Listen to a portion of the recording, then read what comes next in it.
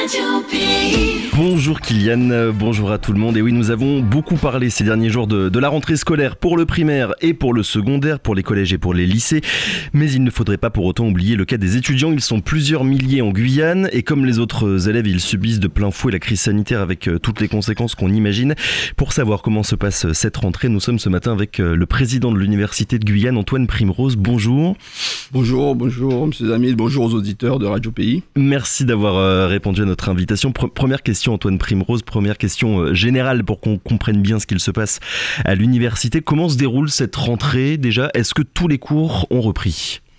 Oui, tous les cours ont repris. Alors, depuis la rentrée, effectivement, de septembre, donc nous avions préparé cette rentrée en faisant l'hypothèse, en prenant la décision de mettre une jauge à 50%, c'est-à-dire d'accueillir dans les salles de classe et dans les amphis la moitié moins d'étudiants, en mettant les cours magistraux à distance et tout ce qui est travaux pratiques en présentiel et travaux dirigés en présentiel aussi avec cette jauge de 50%. Donc, ce choix, on pense qu'il est pertinent parce que ça nous a permis d'assurer quand même un certain nombre d'heures de cours et de présentiel en mettant en priorité l'accueil des primo-arrivants, donc des néo-bacheliers, ceux qui, l'année dernière, en terminant leur lycée, n'avaient pas pu aller à l'université dans leurs établissements. Donc là, un étudiant guyanais sur deux est à l'université et sur les bancs de l'université actuellement ? Non, en fait, non. Non, c'est que les capacités des salles ont été réduites, ce qui fait que comme on a mis à distance les cours magistraux, donc ça fait que on a un certain nombre les étudiants, donc on a été obligé de réoptimiser l'usage des salles. Donc par exemple sur une salle de 40 personnes, on va accueillir un groupe de 20, d'accord, etc. Donc aujourd'hui, on a réussi à accueillir en présentiel, pas pour la totalité des cours, ce qui est quand même un petit peu gênant, mais de faire en sorte que un maximum d'étudiants puissent passer du temps sur les bancs de la fac et venir à l'université. Donc moins d'élèves, je suppose, dans les amphithéâtres pour les cours magistraux qui parfois peuvent monter jusqu'à plusieurs centaines d'élèves, non ? Et par contre les TD maintenus, on rappelle, des petits groupes de travail avec des groupes d'une vingtaine de personnes, de 20, voilà, de 40, donc tout cela... donc du coup, les plus grandes salles sont utilisées pour les groupes de TD qui sont les plus importants. Antoine Primrose, au mois de novembre, il y a une dizaine de présidents d'universités qui ont alerté sur la détresse morale et la détresse psychologique des étudiants. Est-ce que c'est quelque chose que vous aussi vous constatez sur place dans l'université de Guyane ? Écoutez, nous savons qu'on a eu... pendant la première période de crise sanitaire, là on a été très mobilisés avec les étudiants, avec le Crous, les services sociaux de médecine préventive pour vraiment être vigilants sur le suivi des étudiants parce que tout le monde était parti, on avait peu d'étudiants dans la résidence universitaire qui étaient isolés, donc on a essayé de mettre en place des mesures avec des paniers solidaires, mettre en place des moyens informatiques, internet, avec l'aide de certains nombres de partenaires pour aider, accompagner ces étudiants. Des aides financières également pendant le confinement pour les étudiants ? Des aides financières, évidemment, gérées par le Crous et puis aussi l'université sous forme de moyens informatiques, je disais, et moyens alimentaires, des produits de première nécessité. Donc, la rentrée, ça s'est fait quand même globalement en présentiel avec cette jauge que j'évoquais.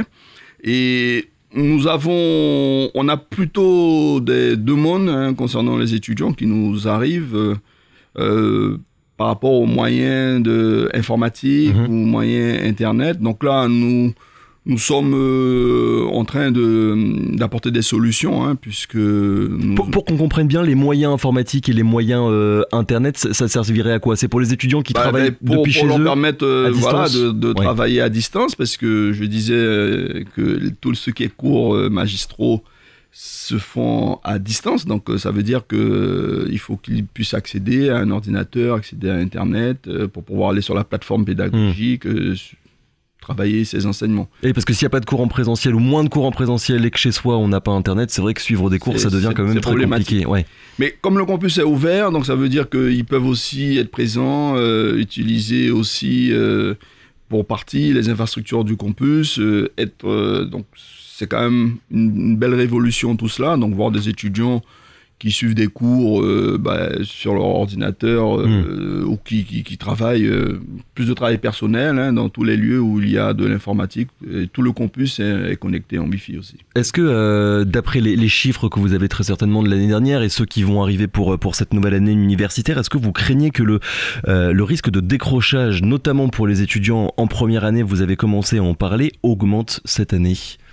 Il y a un risque certain, vous savez, mais moi je pense vraiment à aux étudiants qui sont dans les universités en France hexagonale, parce que là, deuxième confinement en novembre, donc là les étudiants sont vraiment coupés de la fac, oui. Ça rappelle la première période. Là chez nous, il y a quand même du présentiel. Donc les étudiants, le restaurant universitaire est ouvert, les étudiants arrivent à se nourrir, la cafétéria est ouverte, les services sociaux du Crous sont ouverts, la médecine préventive et tout, etc. Donc, globalement, l'environnement, il est quand même plutôt rassurant et il y aura toujours ce risque de décrochage, mais je pense qu'il est moins important que ce qu'on va observer au national. Et puis après, il faut savoir que souvent aussi à l'université, on a cette problématique avec les étudiants qui rentrent en première année et qui, des fois, donc, arrivent en première année avec une mauvaise orientation, un mauvais choix de filière et qui découvrent l'université et une filière dont finalement ça répond pas à leurs attentes. Et ça, de facto, ça entraîne du décrochage. Alors ça peut être accéléré, effectivement. Oui, indépendamment de la crise sanitaire, voilà. C'est vrai que le taux de décrochage en première année dans toutes les universités françaises, mais encore plus dans l'université de Guyane, est important. Ce qui s'est passé ces derniers mois, ça accentue en fait ce phénomène. Ça peut l'accentuer. C'est vrai que, alors il y a le taux de décrochage et puis il y a aussi après le taux de réussite en première année. Je l'ai déjà dit, il n'y a pas de secret là-dessus. On a encore du travail pour améliorer ça. C'est une de nos priorités de façon à atteindre des niveaux quand même beaucoup plus qui ressemblent un peu plus à ceux qu'on peut avoir dans les autres facs, quoi. Le taux de réussite, justement, puisque vous en parlez, à la fois pour les premières années, mais aussi pour tous les autres étudiants qu'il y a à l'université de Guyane, il a baissé ces derniers mois ? Non, pas du tout. Au contraire, on a plutôt progressé là-dessus. Notamment, on s'est beaucoup focalisé. Une fois qu'on passe en deuxième année, il n'y a pas trop de sujets. Hein. Je dois dire, bon, il y a... C'est vraiment la première année C'est vraiment la première année, le goulot d'étranglement. Donc, c'est vraiment là-dessus. On est parti avec des taux de décrochage, des taux de réussite de l'ordre de 22, 25%, 30% pour les meilleures filières. Aujourd'hui, bon voilà, on dépasse les 25%, on est plutôt à 30-35%, on va dire, en moyenne. Donc, mais il reste encore au moins 10 points à rattraper et l'idéal serait de tout rattraper, quoi. Ouais, oui, non, je me doute. Il y a certains présidents et présidentes d'universités en métropole qui ont parlé d'une année universitaire 2020-2021 catastrophique. Est-ce que pour vous, c'est une année perdue pour l'université, le monde universitaire de manière générale et pour plus précisément l'université que vous présidez en Guyane ? C'est une année difficile. Pas complètement perdu, mais c'est une année difficile parce que bon, nous avons perdu pas mal de repères. Vous savez, ce qui fait l'essence de l'université, c'est toute cette vie intellectuelle, ce brassage, c'est toute l'activité scientifique, au-delà de l'activité de formation. Donc on voit que l'activité de formation, elle est adaptée, elle est ajustée pour tenir compte de la situation sanitaire. Puis toute l'activité scientifique, les échanges, les colloques, les congrès, les séminaires, tout ça. Et toute la vie aussi estudiantine avec les actions culturelles, l'activité sportive qu'on essaie de maintenir et tout. Voilà, donc on est dans une année pour nous, c'est une année de transition. C'est une année de transition et on espère que vraiment, à partir de la rentrée 2021, les choses iront nettement mieux. On reviendra dans quelques minutes sur le sujet précisément de la recherche. On a parlé il y a quelques minutes des jeunes étudiants, des premières années. Mais comment est-ce que ça se passe pour ceux qui ont terminé leur étude, notamment l'année dernière? On a beaucoup entendu d'étudiants qui, à cause de la crise sanitaire, ont eu évidemment beaucoup de mal, plus que d'habitude en tout cas, à trouver un travail. Est-ce que c'est quelque chose que vous avez remarqué aussi dans tous ces étudiants qui ont terminé leurs études l'année dernière?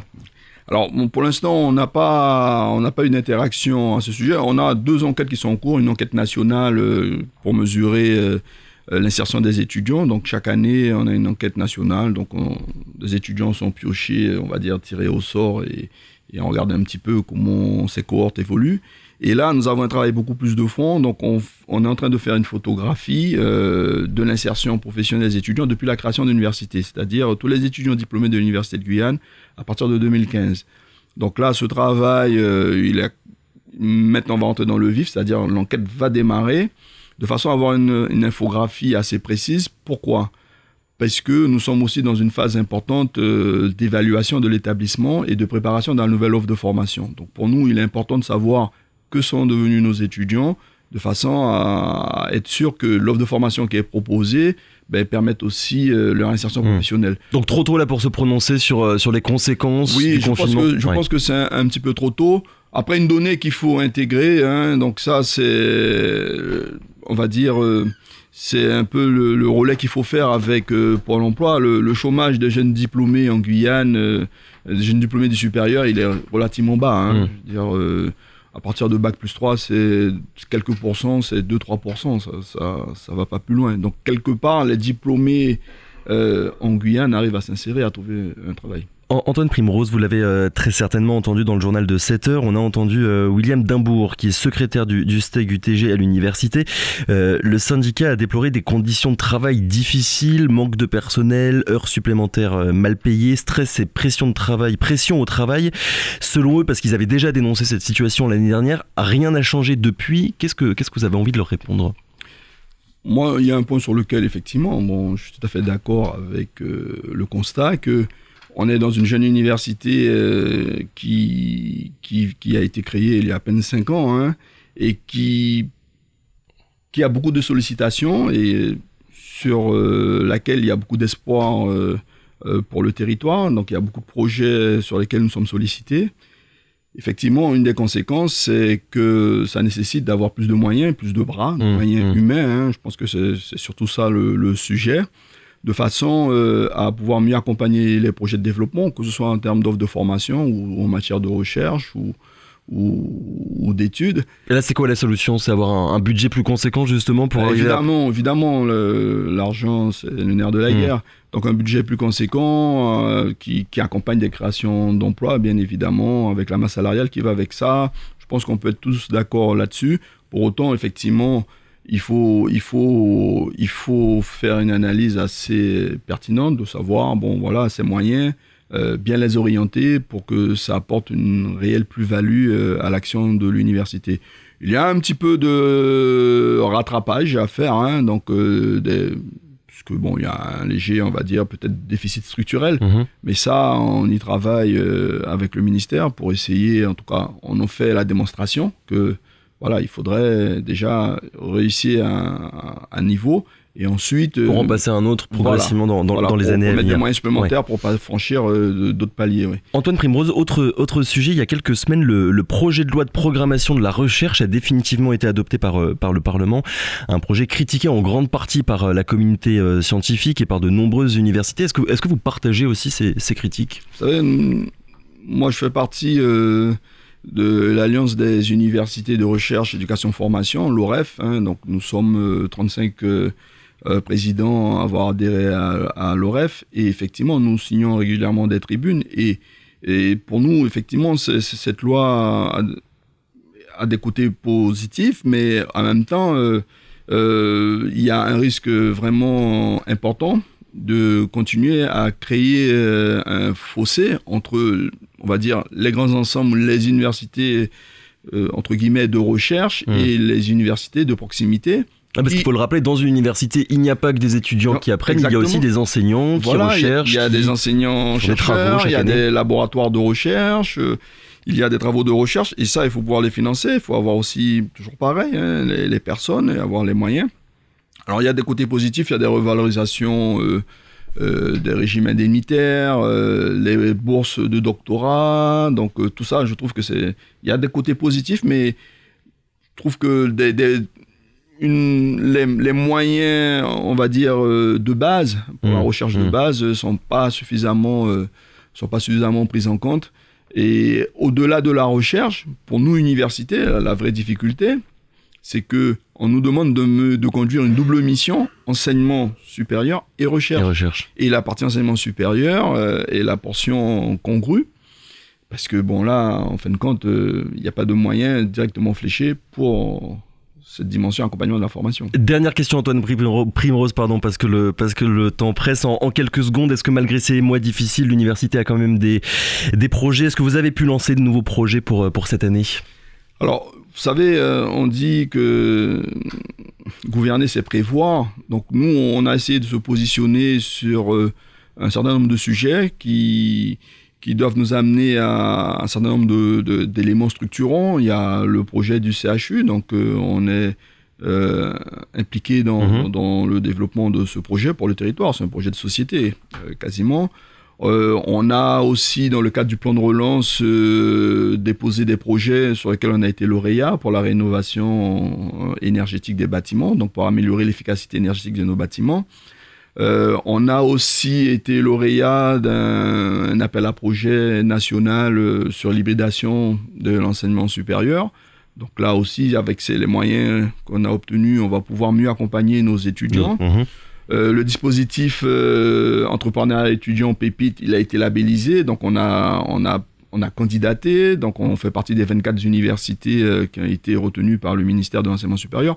Je crois qu'il y a une bonne dynamique de projet parce qu'on a des collègues qui sont compétents, il y a des collègues qui sont au travail, et qui portent des projets importants pour l'université.